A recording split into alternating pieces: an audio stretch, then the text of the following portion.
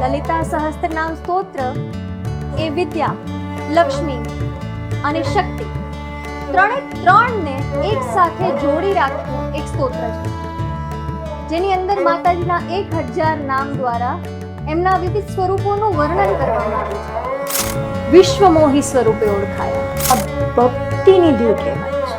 કનક કંકણ કેયુર કામનીય ભુજાન્વિતા તરીકે ઓળખાયા. ષટચક્રો પરી સંસ્થિતા કહે છે. એને કાલ વ્યાપિક સુમુખી રૂપે ઓળખાય. નિત્યા સ્વરૂપે ઓળખાય. મણિપુરાણ સ્થિતા કયા છે? મહારાજની નિષ્કાલા સ્વરૂપ. માણિક્ય મંટપ મધ્ય સ્થિતા તરીકે ઓળખાય. મૂલાધાર એકને લયા કયા છે?